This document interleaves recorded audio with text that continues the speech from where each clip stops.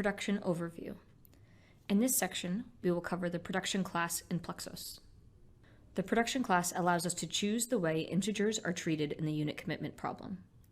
There are three main options: linear relaxation, which ignores the requirements that some variables are integers; rounded relaxation, which rounds values to find integers while obeying constraints and meeting load; and finally there is integer, which uses mixed integer programming, or MIP, to find integer optimal solutions.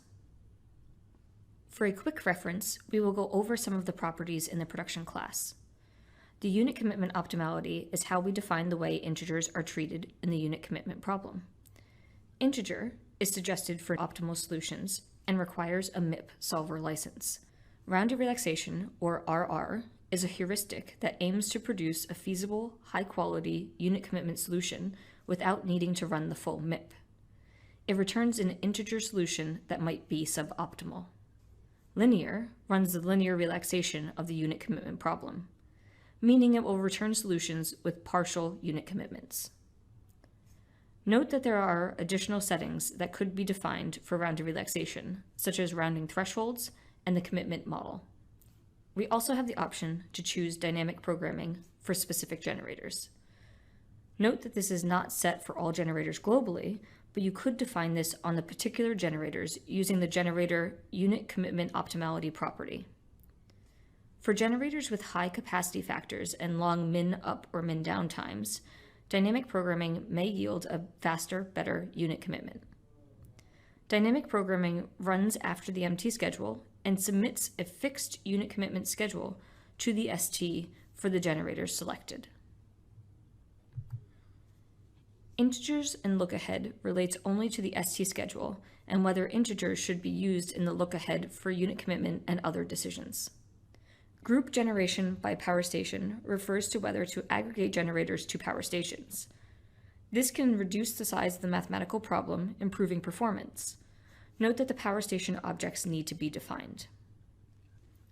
Capacity factor refers to is a setting that determines whether capacity factors are calculated based on max capacity or rating properties. The start cost method has two options of optimize or calculate.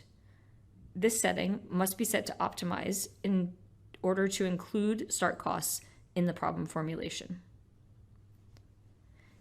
At the bottom, there are options to formulate additional unit commitment constraints up front and to formulate ramp constraints up front. Generally, these are used for units with high numbers of starts and/or starts when bidding into energy and ancillary services markets. Disabling these settings may spur iterations if the non-formulated constraints happen to be violated. On the production object, we can also define how heat rates should be handled.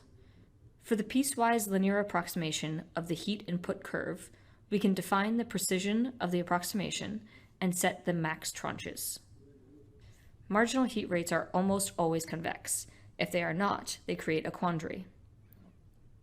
If a non-convexity is detected, we first consider if this data might be an error, in which case the simulation could throw an error and terminate the run, or fix and continue running with or without warnings of the adjustment. In rare cases, non-convex heat rates are legit, but require special algorithms to solve, using mixed integer programming, and they make the simulation slower. For this case, select Allow Non-Convex.